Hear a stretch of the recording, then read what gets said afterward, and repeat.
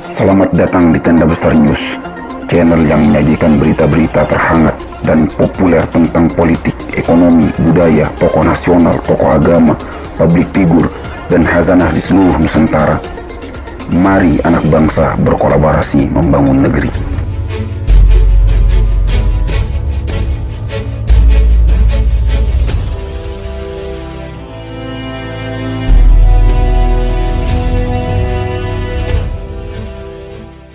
Awas alarm zaman sudah dibunyikan mahasiswa. Pemerintah kudu peka. Tenda Besar, Jakarta, dalam acara Gelora Talk bertajuk Gerakan Mahasiswa Indonesia Nyalakan Alarm Zaman, yang diadakan pada Rabu tanggal 13 April tahun 2022 lalu, memberikan kesempatan kepada beberapa ketua BEM untuk angkat bicara. Hadir sebagai pembicara adalah Amir, Ketua BEM Fakultas Teknologi Industri Universitas Muslim Indonesia UMI, Makassar, Muhammad Ibnu Rahmata, Ketua BEM Universitas Muhammadiyah Yogyakarta, Fahrul Rozi Panjaitan, Presidium Persaudaraan Pemuda Islam PPI, Sumatera Utara dan Anis Mata Ketua Umum Partai Gelombang Rakyat Gelora Indonesia. Dalam paparannya, Ketua BEM Fakultas Teknologi Industri Universitas Muslim Indonesia UMI, Makassar, Amir mengungkapkan, bahwa masalah penundaan pemilu dan perpanjangan masa jabatan Presiden 3 periode, bukan menjadi isu utama gerakan mahasiswa di Makassar. Tuntutan kami di Makassar adalah soal kenaikan harga pangan dan kenaikan BBM, bukan penundaan pemilu dan perpanjangan masa jabatan presiden.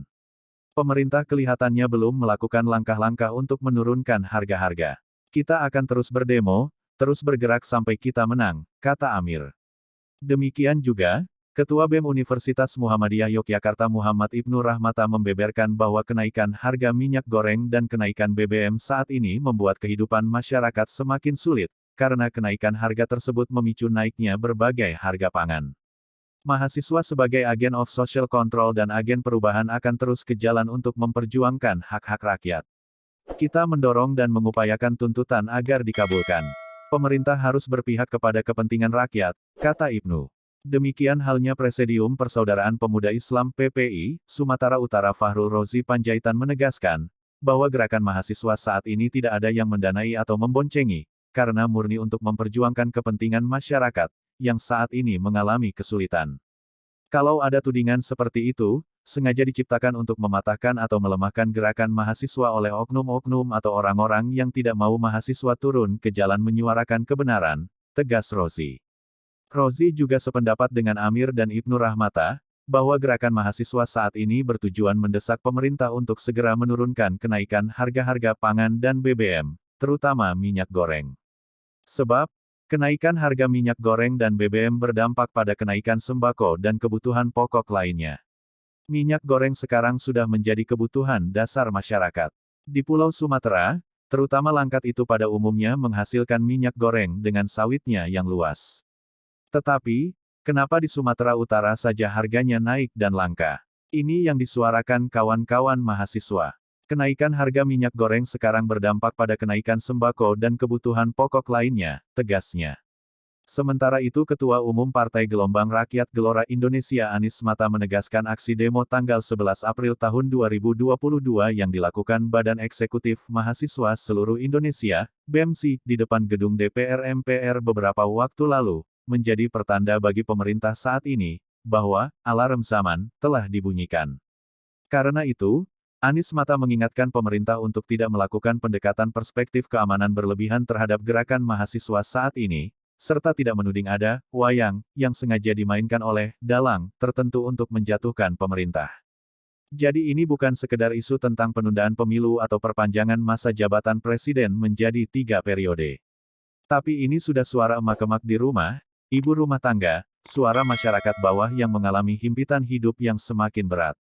Ini akibat krisis ekonomi yang kita hadapi paling dalam 2 tahun terakhir ini, kata Anis Mata. Dalam pekan-pekan ini, menurut Anis Mata, kita menyaksikan rezim di beberapa negara sudah mulai berguguran, karena tidak mampu menghadapi tekanan krisis berlarut akibat ketidakpastian situasi global. Ini yang diserbu Ukraina, yang jatuh Perdana Menteri Pakistan Imran Khan, Red Sri Lanka sedang berjalan, Yaman sudah. Ini karena apa? Karena terintegrasinya masyarakat dunia, korbannya pasti banyak lagi, akan menimpa negara-negara yang rapuh.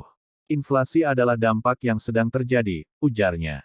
Anies Mata melanjutkan bahwa situasi yang terjadi di Pakistan, bisa saja terjadi di Indonesia. Dimulai dari krisis ekonomi, berlanjut krisis sosial dan berujung pada krisis politik. Namun, hal itu tergantung dari kekuatan dan kapasitas pemerintah dalam menghadapi krisis berlarut saat ini. Gerakan mahasiswa sekarang ini, sangat berbeda dengan gerakan mahasiswa tahun 98. Saat itu, krisis bagian dari reformasi proses demokratisasi global, menyusul runtuhnya Uni Soviet. Amerika dan Eropa, adem ayem saat itu, tapi sekarang krisis menimpa seluruh negara, termasuk negara Amerika dan Eropa. Bahkan jauh lebih dahsyat daripada yang menimpa kita, katanya. Anies Mata menilai krisis berlarut saat ini secara langsung bisa menjatuhkan seluruh rezim di seluruh dunia, tak terkecuali di Indonesia. Sebab, suasana hati public mood saat ini, diliputi dengan kemarahan, karena himpitan hidup yang semakin berat. Jadi, ini yang kita lihat kemarin, pada tanggal 11 April ini, mungkin banyak orang yang underestimate di awal, tetapi bagi kami, ini menjadi suatu pertanda zaman. Ini ada alarm yang sudah dibunyikan. Alarm zaman yang dibunyikan oleh para mahasiswa kita, ujarnya. Anies Mata berharap, alarm zaman, itu bisa mengilhami pemerintah untuk segera menemukan peta jalan baru bagi Indonesia ke depan dan bisa keluar dari krisis berlarut saat ini. Sebab, demo mahasiswa sudah hampir merata di wilayah Indonesia, sehingga butuh perhatian serius pemerintah.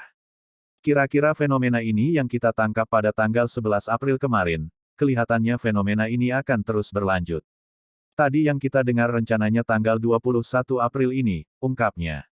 Dalam rangka perbaikan kondisi negara, kata Anies Mata, Partai Gelora pada prinsipnya memberikan dukungan moral kepada gerakan mahasiswa saat ini yang telah menyalahan alarm zaman. Bahkan saya mendapat kabar, teman-teman mahasiswa di Bonn, Sulsel, sudah menduduki DPRD Kabupaten Bonn. Mahasiswa hadir kembali melakukan fungsi utamanya sebagai penjaga moral bangsa, tutup Anies Mata. Demikian berita yang dapat disampaikan. Jangan lupa bantu channel ini dengan cara subscribe, like, dan tekan tombol loncengnya serta share ke media sosial lainnya jika video ini dianggap bermanfaat. Terima kasih.